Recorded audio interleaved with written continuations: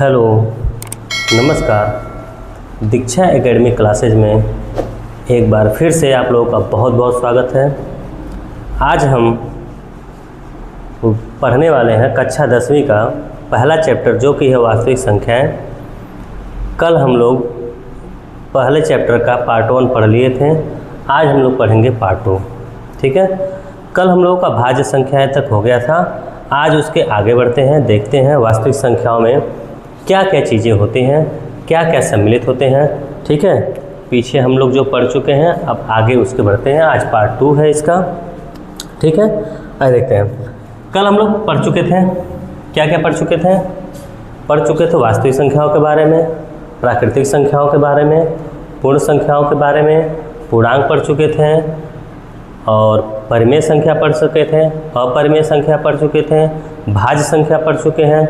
आज शुरुआत करते हैं हम लोग अभाज्य संख्या। अभाज्य संख्याएं, अभाज्य संख्याएं, अभाज्य संख्याएं, इन्हें हम प्राइम नंबर बोलते हैं। क्या बोलते हैं? प्राइम नंबर बोलते हैं। ठीक है, प्राइम नंबर। ठीक है, प्राइम नंबर क्या होता है देखते हैं। वे संख्याएं जो एक से और स्वयं के अलावा, एक से और स्वयं के अलावा अन्य किसी संख्याओं से विभाजित न हो। या तो वो एक से विभाजित हो या तो स्वयं से विभाजित हो,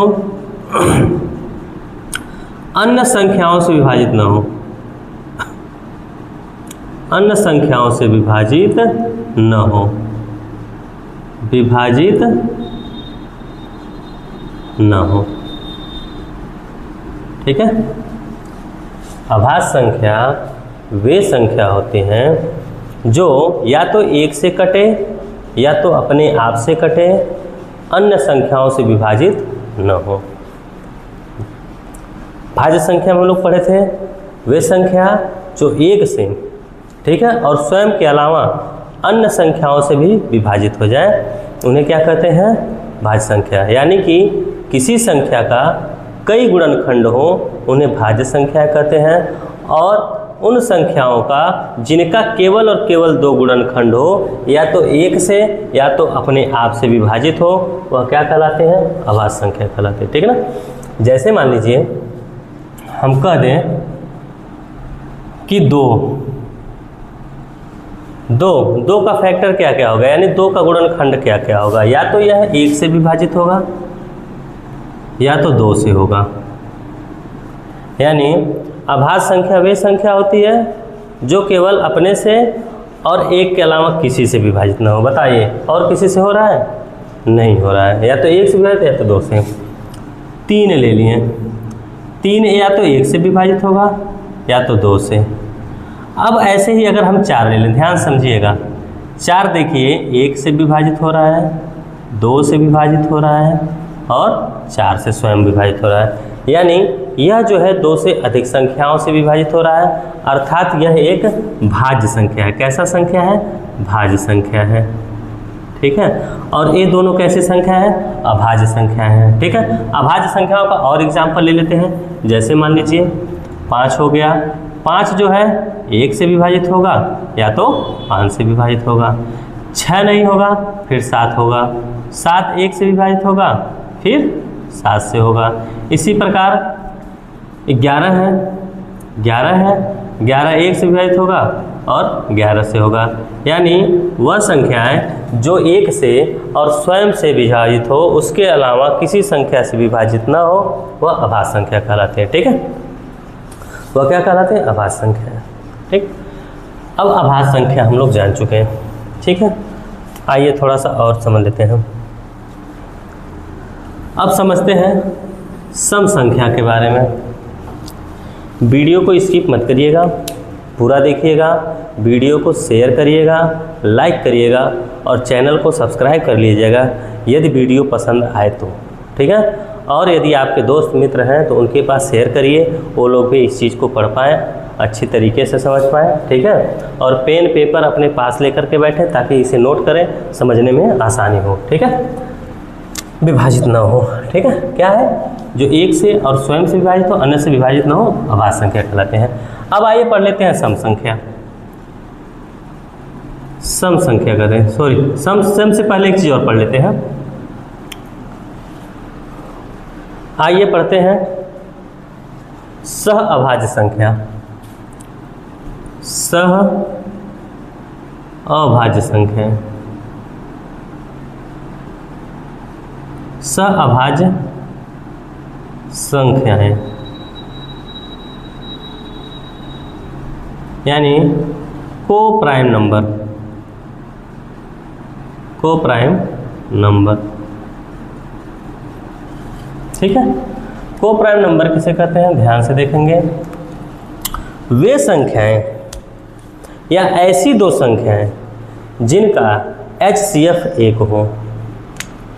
ऐसी दो संख्याएं जिनके HCF 1 हो वो क्या कहलाएंगे, सअभाज्य संख्या कहलाएंगे या फिर को प्राइम नंबर कहलाएंगे। ठीक है, जैसे देखिए यदि 4 और 5 दिया है, को प्राइम नंबर को लिखने का एक तरीका होता है, उसको स्मॉल कोष्टक में या स्मॉल ब्रैकेट में लिखते हैं, यानी छोटे कोष्टक या स्मॉल ब्रैकेट में लिखते हैं। अब आपसे पूछ दिया जाए क्या 4 व 5 सअभाज्य संख्या हैं, तो कैसे पता चलेगा। 4 और 5 का HCF निकाल लीजिए। HCF या तो गुणनखंड विधि से निकालिए या तो भाग विधि से। तो चलिए निकाल के देखते हैं भाग विधि से। 4 से भाग देंगे इसको, 4 एकम 4, शेष बच गया 1 को यहाँ रखते हैं, 4 में भाग देते हैं, 1 चौके 4, यहाँ शेषफल 0 आ गया। हमारा HCF कितना आ रहा है, HCF इसका कितना आ रहा है, 1 आ रहा है। HCF कितना आ रहा है, 1 आ रहा है, यानी कि हमारा कैसा संख्या है, सअभाज्य संख्या है। फिर से सुनेंगे, सअभाज्य संख्याएं वे संख्याएं होती हैं जिनका HCF क्या हो, 1 हो। क्या हो, 1 हो। सअभाज्य संख्याएं वे संख्याएं हैं जिनका मस 1 हो। मस HCF मतलब मस, महत्तम समापवर्तक क्या हो, 1 हो। ठीक है, जिनका मस क्या हो, 1 हो। आगे चलते हैं। जैसे मान लीजिए 14 दे दिया है और 29 दे दिया है। ठीक है, 14 और 29 दे दिया, इनका HCF निकालेंगे तो बड़ी संख्या में छोटी संख्या से भाग देते हैं, तो 14 दूनी 28, अब बचा कितना, 1। अब 1 को हम इसका क्या भाजक बनाएंगे, 14 को भाज्य बनाएंगे। 1 एक नंबर, जहाँ तक हमें उम्मीद है आप लोगों को HCF यानी मस आता होगा। ठीक है ना, इतना तो आप लोग समझ ही सकते हैं। 1 एक नंबर पढ़ेंगे, 1 होगा, कट गया, 4 को उतारेंगे, 1 चौके 4 हो गया। ठीक है, जिस शेषफल 0 आ गया। अब ये जो संख्या बचता है इसका, यही क्या होता है, HCF होता है। इसका एक क्या आ गया, HCF आ गया, यानी ये दो संख्याएं क्या हैं, सअभाज्य संख्याएं हैं। ये दोनों संख्याएं क्या हैं, सअभाज्य संख्याएं हैं। ठीक है, आगे आइए, एक चीज़ और जान लीजिएगा। क्रमशः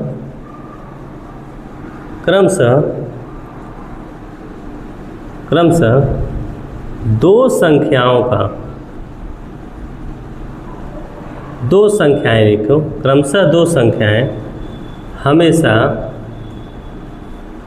सअभाज्य संख्या होती हैं। सअभाज्य संख्याएं होती हैं। क्रमशः यदि लगातार दो संख्याएं हम लोग लें तो उनका HCF कितना होता है, 1 होगा, और जिसका HCF 1 होगा वो क्या संख्या, कैसी संख्याएं कहलाएंगे, सअभाज्य संख्याएं कहलाएंगे। जैसे मान लीजिए अगर हम 1 और 2 को ले लें तो ये सअभाज्य संख्याएं हैं। ठीक है, 2 और 3 को ले लें। ठीक है, 2 और 3 को ले लें, एक अपना हो गया को प्राइम नंबर। 3 और 4 को ले लें, ये भी को प्राइम नंबर हो गया। 4 और 5 को ले लें, ये भी को प्राइम नंबर हो गया। ये सब क्या है? को प्राइम नंबर है, ठीक है ना। को प्राइम नंबर वे नंबर होते हैं जिनका HCF क्या होता है? 1 होता है, ठीक है। हमें जहाँ तक उम्मीद है ये चीज़ें समझ आ गई होंगी, ठीक है। आगे बढ़ते हैं, मिटा रहे हैं, आप लोग नोट कर लीजिएगा।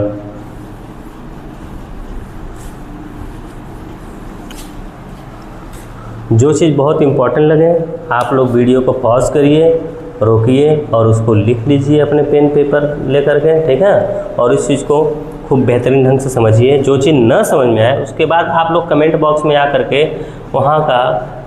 वहाँ के मतलब टाइम का आप बता दीजिए, सर इतने टाइम पे ये चीज़ हमको समझ नहीं आया है, मतलब वीडियो का टाइम बता दीजिए करिए, ठीक है ना। आइए, इतना चीज़ हो गया। अब आगे पढ़ते हैं सम संख्या। सम संख्या किसे कहते हैं? सम संख्या किसे कहते हैं? यानी इवन नंबर किसे कहते हैं? इवन नंबर, इवन नंबर किसे कहते हैं? वे संख्याएं जो 2 से पूर्णतः विभाजित हो जाए, जो 2 से क्या हो जाए? पूर्णतः विभाजित हो। वे संख्याएं जो 2 से पूर्णतः विभाजित हो क्या कहलाते हैं? सम संख्या कहलाते हैं। वे संख्याएं जो 2 से पूर्णतः विभाजित हो सम संख्याएं कहलाते हैं।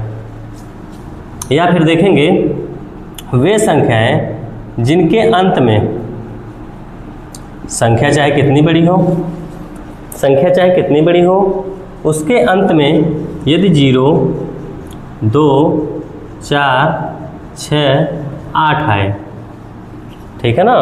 संख्या चाहे जितनी बड़ी हो, यदि उसके अंत में 0, 2, 4, 6, 8 आए, वह संख्या क्या कहलाएगी? सम संख्या कहलाएगी। जैसे एग्जाम्पल ले लेते हैं, पूछा जाए क्या 4 एक सम संख्या है?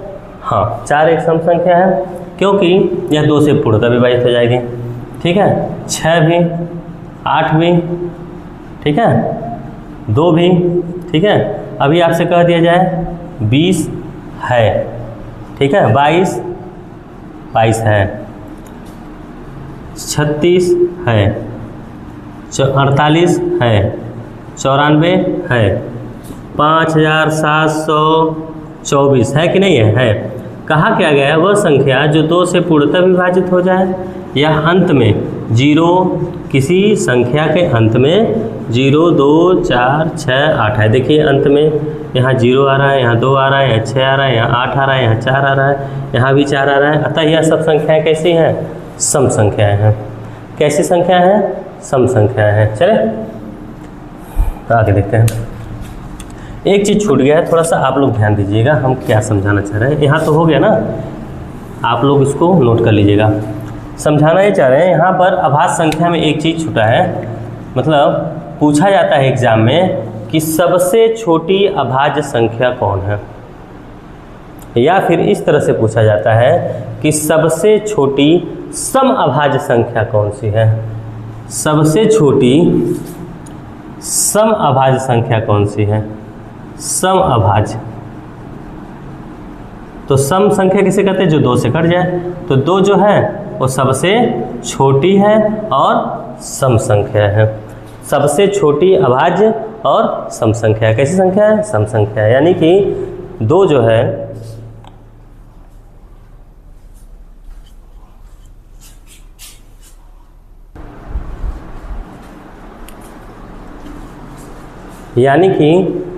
जो है सबसे छोटी सम अभाज्य संख्या है। अगर पूछ दिया जाए सबसे छोटी यहाँ पूछा था, सबसे छोटी विषम अभाज्य संख्या कौन सी है? विषम अभाज्य। सबसे छोटी सम अभाज्य पूछ दिया जाए सबसे छोटी विषम अभाज्य संख्या कौन सी है?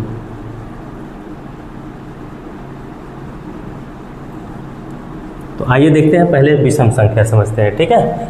विषम संख्या विषम संख्याएं।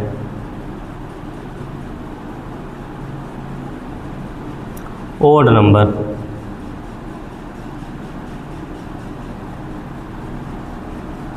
ओड नंबर, ठीक है। ओड नंबर किसे कहते हैं? वे संख्याएं जो 2 से पूर्णतः विभाजित न हो, विभाजित न हो, ठीक है ना। वे संख्याएं जो 2 से पूर्णतः विभाजित न हो वह कैसी संख्या कहलाती हैं? विषम संख्या कहलाती हैं। वे संख्याएं जो 2 से पूर्णतः विभाजित न हो विषम संख्या कहलाती हैं, ठीक है, विषम संख्या कहलाती हैं। अच्छा, विषम संख्या 1 हो सकता है, 3 है, फिर 5 है, फिर 7 है, 9 है, 11 है, 13 है, 15 है। कुछ बच्चे और ऐसी संख्याएं हैं जिनके अंत में क्या नहीं हो? 0 नहीं हो, 2 नहीं हो, 4 ना हो, 6 ना हो, 8 ना हो, ठीक है ना। ये संख्याएं जिन संख्याओं के अंत में नहीं आएगा वो क्या होंगे? विषम संख्या कहलाएंगे, ठीक है। अच्छा, कुछ बच्चे बड़ी कंफ्यूज रहते हैं सम और विषम में लेकर के, सम और विषम भाज्य अभाज्य को लेकर के बहुत दुख है। कुछ लोग हैं, अभी हम पूछते सबसे छोटी विषम अभाज्य संख्या कौन सी है, सबसे छोटी विषम अभाज्य संख्या कौन सी है, तो बच्चे तुरंत कहेंगे सर जी 1 है। कुछ लोग हैं तुरंत धड़ाक से 1 पे लगा देंगे, ठीक है, तुरंत क्या करेंगे 1 पर लगा देंगे, जो कि क्या हो जाएगा? गलत हो जाएगा, ठीक है। क्यों गलत हो जाएगा? देखिए, 1 जो है अभाज्य संख्या नहीं है, सुनिए मेरी बात, क्योंकि अभाज्य संख्या वे संख्या होती है, डिफिनीशन उसका ये होता है, अभाज्य संख्या वे संख्या होती हैं जो या तो अपने से कटे या तो 1 से कटे, जो या तो अपने से विभाजित हो या तो 1 से हो। तो यहाँ क्या हो रहा है? 1 जो है केवल 1 से हो रहा है, अतः यह एक प्राकृतिक संख्या है, अभाज्य संख्या नहीं है, ठीक है ना। तो अब इसको अगर हटा दिया जाए और पूछा जाए सबसे छोटी विषम अभाज्य संख्या, तो आप लोग आंसर देंगे सबसे छोटी विषम अभाज्य संख्या क्या है? 3 है। सबसे छोटी विषम अभाज्य संख्या कौन सी है? 3 है, ठीक है। फिर से एक बार रिपीट कर दिया जाए, अभाज्य संख्याएं वे संख्याएं जो 1 से और स्वयं के अलावा अन्य किसी से विभाजित न हो अभाज्य संख्या कहलाती है। सबसे छोटी सम अभाज्य संख्या 2 है और सबसे छोटी विषम अभाज्य संख्या 3 है, ठीक है। आगे क्या है? सहअभाज्य संख्या। सहअभाज्य संख्या वे संख्या होती है जिनका HCF क्या होता है? 1 होता है, ठीक है। हाँ, आगे सम संख्याएं। सम संख्या वे संख्या होती हैं जो 2 से पूर्णतः विभाजित हो जाए, 2 से पूर्णतः विभाजित है, कहीं शेष ना बचे, ठीक है। अच्छा, और जिनके अंत में 0, 2, 4, 6 और 8 है, ठीक। अच्छा, विषम संख्या किसे कहते हैं? विषम संख्या वे संख्याएं हैं जो 2 से पूर्णतः विभाजित नहीं होती हैं, जिनके अंत में 0, 2, 4, 6, 8 न आए, ठीक है ना। कैसी संख्या कहलाएंगे? विषम संख्या कहलाएंगे, ठीक है। हाँ, आगे बढ़ते हैं।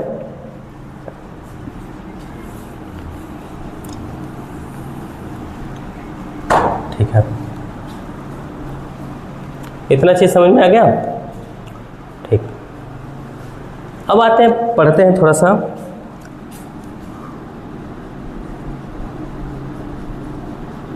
वास्तविक संख्याओं का दशमलव प्रसार।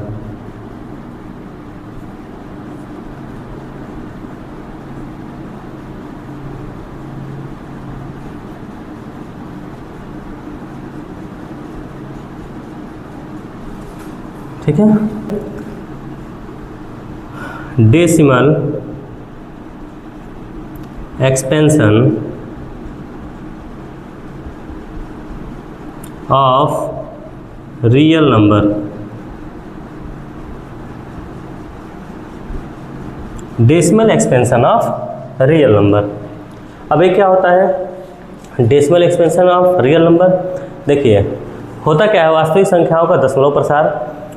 वहाँ से ये पता चलता है कि दशमलव हमारे कितने प्रकार के होते हैं, और वहीं से हमको ये पता चलता है कैसी संख्याएं परिमेय होंगी और कैसी संख्याएं अपरिमेय होंगी। आइए देखते हैं। कर दिया जाए दशमलव प्रसार, अगर बात किया जाए तो वास्तविक संख्याओं का दशमलव प्रसार को हम लोग दो भागों में बांटे हैं, ठीक है, दो भागों में बांटे हैं। पहला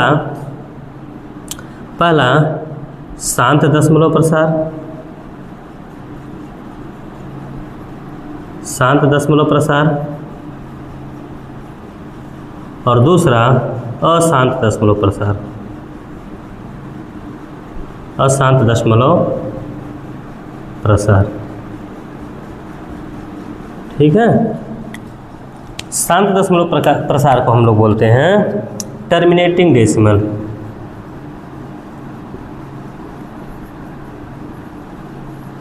टर्मिनेटिंग डेसिमल। अशांत दशमलव प्रसार को बोलते हैं नॉन टर्मिनेटिंग डेसिमल,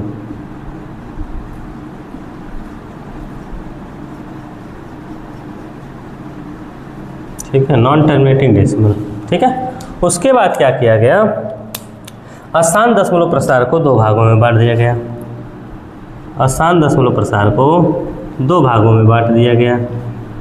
एक हो गया आपका अशांत आवर्ती दशमलव, अशांत आवर्ती दशमलव,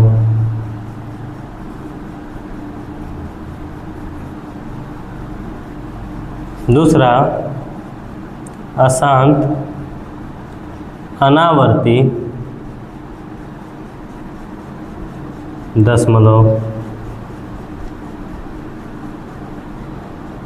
ठीक है। एक हो गया अशांत आवर्ती दशमलव, एक हो गया अशांत अनावर्ती दशमलव, ठीक है।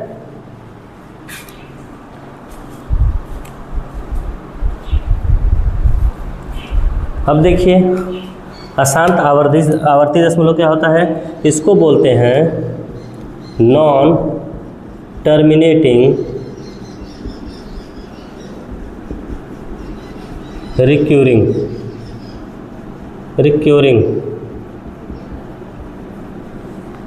ठीक है, यहाँ नीचे लिख लेते हैं non terminating recurring,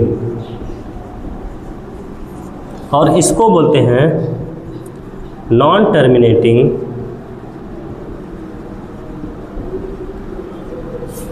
non recurring,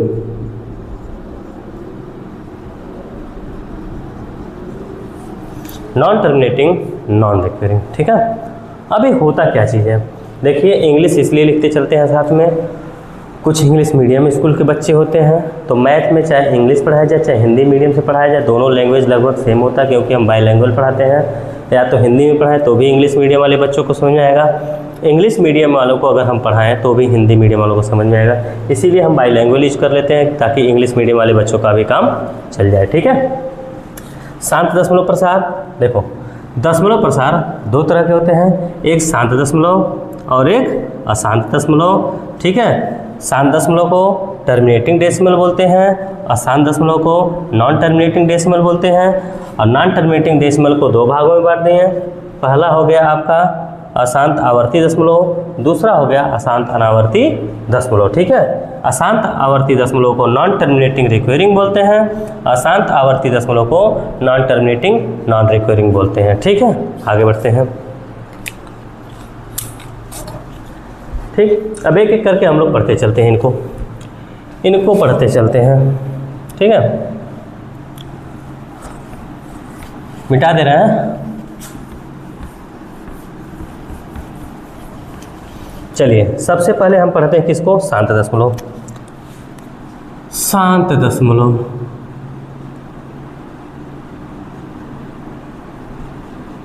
शांत दशमलव में होता क्या है, कोई ऐसी संख्याएं होती हैं या कोई ऐसी परिमेय संख्याएं होता है, जैसे मान लीजिए 5/2 ले लिए, ध्यान समझेंगे, कोई ऐसी परिमेय संख्याएं होती हैं, ठीक है, जैसे 5/2 ले लिए हैं, वो क्या हो, यदि ये ऊपर वाला हिस्सा होता है अंश और नीचे वाला हिस्सा होता है हर, ठीक है। यदि अंश में हर का भाग किया जाए, अंश में क्या किया जाए, हर का भाग किया जाए, जैसे अंश क्या है 5 है, हर से भाग किया जाए तो 2 दूनी 4, बचा कितना 1, डेसिमल लगा, यहाँ 0 बढ़ गया, 2 पंजे 10, तो 5 10, यहाँ कट करके 0 आ गया। अब एक चीज़ ध्यान देंगे, यहाँ इसका आंसर क्या आ जा रहा है, यहाँ इसका आंसर आ जा रहा है 2.5 आ जा रहा है। कहने का मतलब ये है कि जब हम किसी संख्या को किसी दूसरे संख्या से भाग देते हैं तो उसका भागफल दशमलव में यदि आता है तो दशमलव के कुछ स्थान तक जाने के बाद रुक जाता है, ठीक है, तथा शेषफल 0 आ जाता है। दशमलव स्थान के आगे जाने के बाद यदि भागफल रुक जाता है और शेषफल 0 आ जाता है तो ऐसी संख्याएं शांत दशमलव कहलाती हैं। यदि हम किसी एक संख्या को दूसरे संख्या से भाग दे रहे हैं, ठीक है, तो भाग देते समय यदि भागफल दशमलव के बाद 1 2 3 अंक जाने के बाद रुक जाता है और उसका शेषफल 0 आ जाता है तो वह शांत दशमलव कहलाता है, ठीक है। कैसा दशमलव? शांत दशमलव। अगर हम कह दें आपको ये तो पता चल गया शांत दशमलव है, ठीक है। इसी प्रकार से हम कोई और संख्या दे दें, 9/4 दे दें, तो काटेंगे 4 दूनी 8, 4 दूनी 8, फिर 4 दूनी 8, 4 पंजे 20, यही तो होगा। 4 दूनी 8 और 4 दूनी 8, 4 पंजे 20, भाग दे करके देख सकते हैं आप लोग, ठीक है। ये भी क्या हो गया? शांत दशमलव हो गया। या तो कहते हैं 15/8, भाग दे करके देखिए, 8 एकम 8 बचा 7, ठीक है, दशमलव बढ़ा के 0, 8 8 64 बचा 6, 0 हो जाएगा। 8 7 56 बचा 4, 8 पंजे 40। देखिए ये भी यहाँ करके ख़त्म हो गया। 15 को अगर हम भाग दिए हैं 8 से तो 8 एकम 8 बचा 7, दशमलव बढ़ा 0, 8 8 64 हो गया, बचा 6, यहाँ दशमलव लगा है 0, 8 7 56 बचा 4, यहाँ 0, 8 पंजे 40, ठीक है। अब देखिए यहाँ दशमलव के बाद 3 अंक जाने के बाद भागफल रुक गया है और शेषफल क्या आ गया हमारा? 0 आ गया, ठीक है। तो कैसा दशमलव है? शांत दशमलव है, ठीक है। हाँ ठीक है, अभी हम समझा रहे हैं ये चीज़ क्यों पढ़ाया जा रहा है, ठीक है। अब आ गया अशांत दशमलव। अशांत दशमलव में हम 2 चीज़ें पढ़े हैं। अशांत दशमलव में हम 2 चीज़ें पढ़ रहे हैं।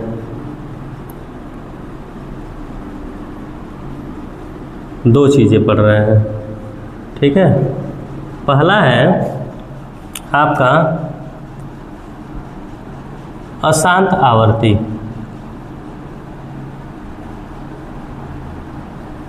और दूसरा है अशांत अनावर्ती।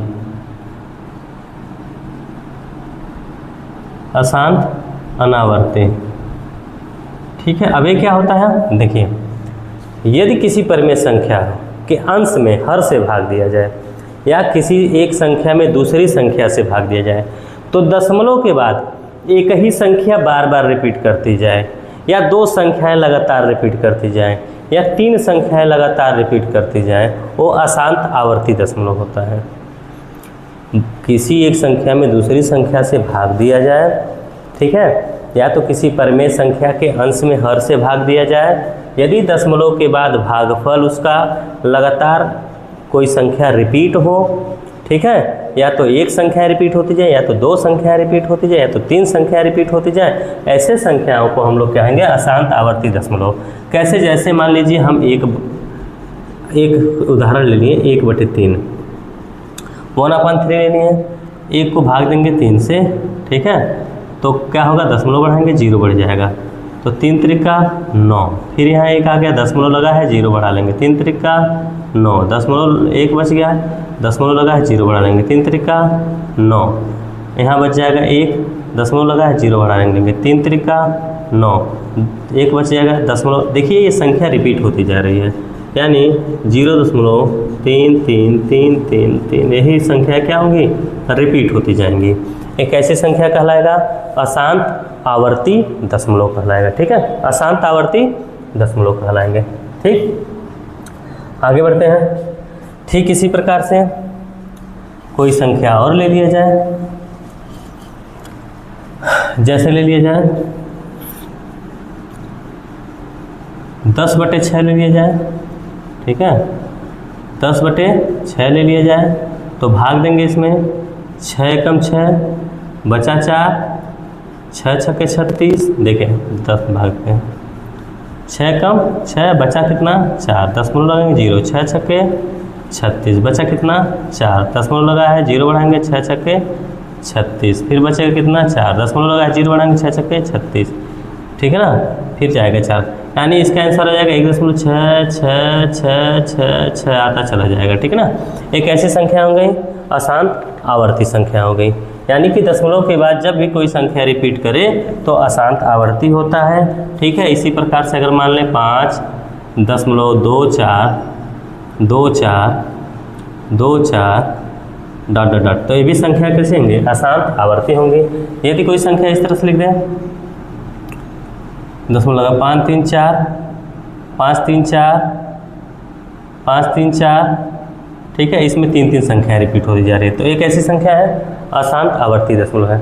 अच्छा, इसको शॉर्टकट में कैसे लिख देते हैं, अब जो संख्या बार बार रिपीट हो रही है उसको हम लोग लिख लेंगे क्या 0.3, कितनी संख्या रिपीट हो रही है, एक ही संख्या, तो ऊपर बार लगा देंगे, ठीक है। यहाँ से पता चल जाएगा कि ये अशांत आवर्ती है, ठीक।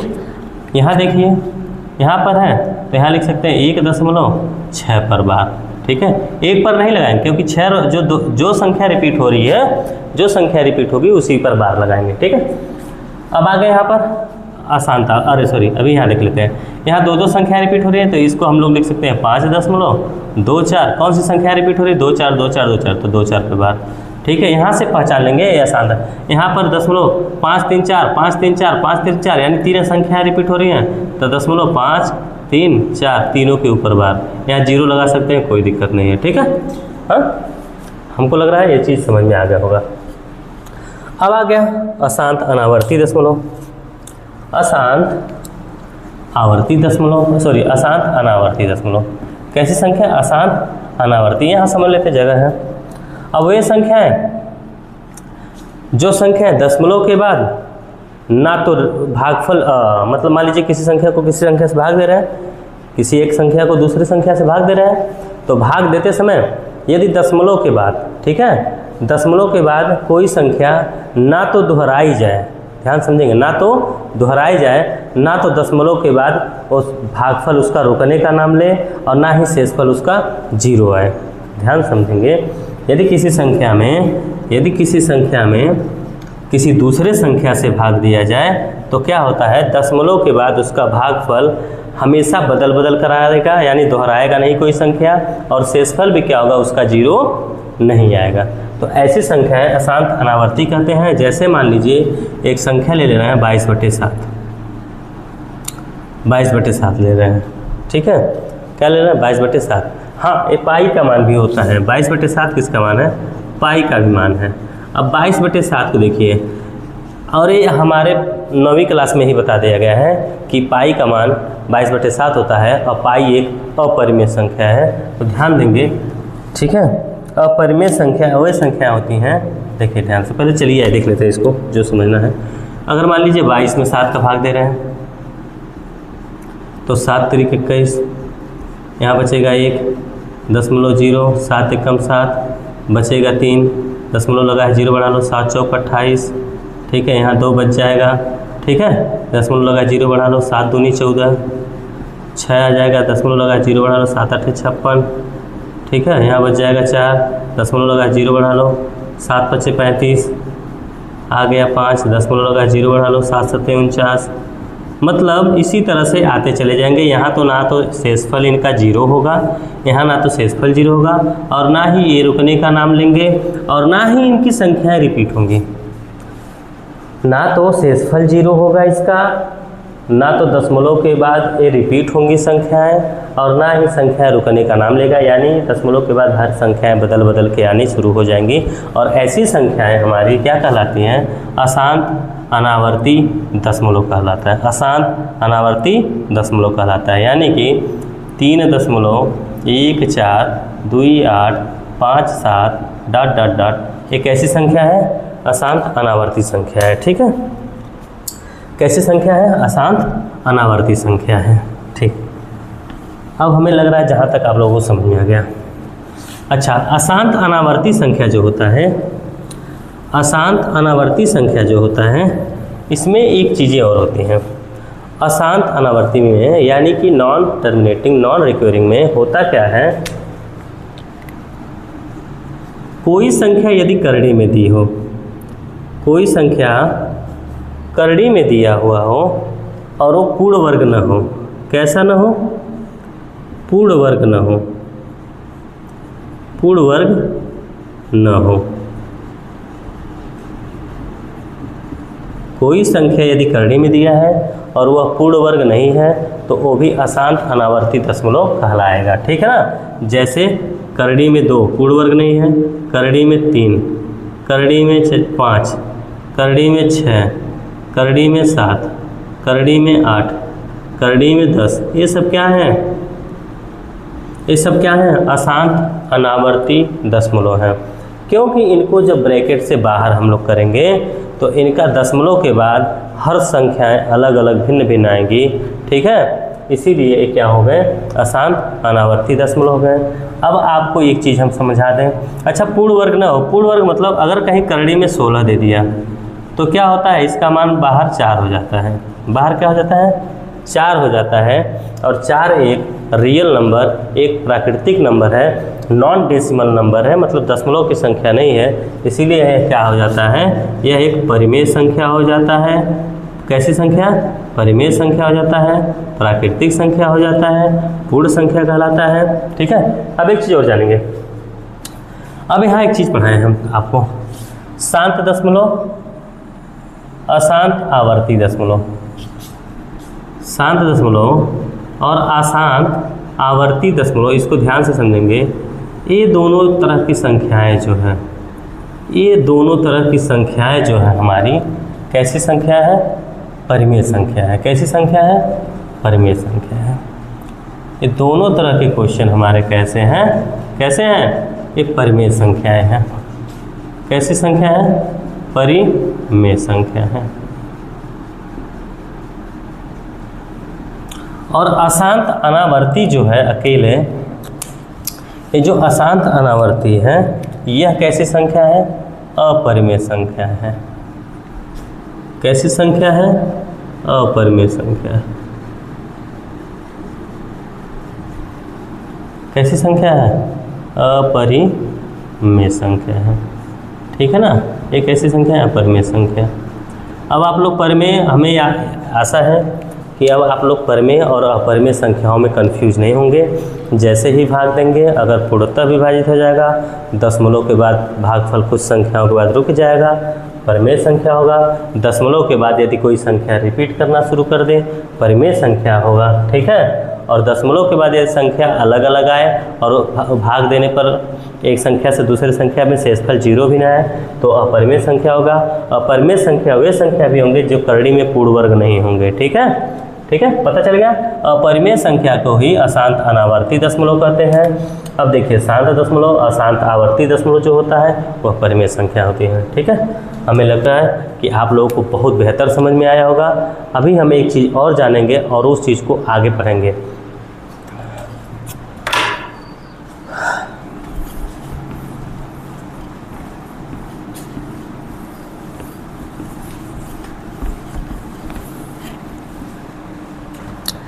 अब एक चीज़ पढ़ने वाले हैं हम लोग, कल पढ़ेंगे हम लोग यूक्लिड विभाजन विधि।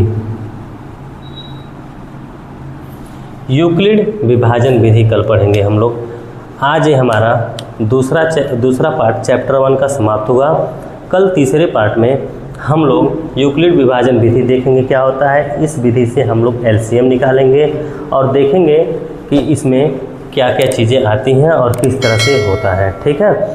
और आज का वीडियो अगर आप लोगों को अच्छा लगा हो तो वीडियो को शेयर कर दें, वीडियो को लाइक कर दें, चैनल को सब्सक्राइब करना न भूलें और इस वीडियो को और चैनल को इतना शेयर करें कि हम लोग ज़्यादा परिवार यानी ज़्यादा छात्रों की संख्या का एक परिवार बना लें, ठीक है। और पढ़ाई बेहतर ढंग से हो। मैथ और साइंस का क्लास बहुत बेहतर चलेगा। अभी साइंस का क्लास स्टार्ट नहीं हुआ है। साइंस का क्लास 20 तारीख के बाद आपका शुरू हो जाएगा। तो इसी के साथ हम अलविदा लेते हैं। धन्यवाद आप लोगों का वीडियो देखने के लिए।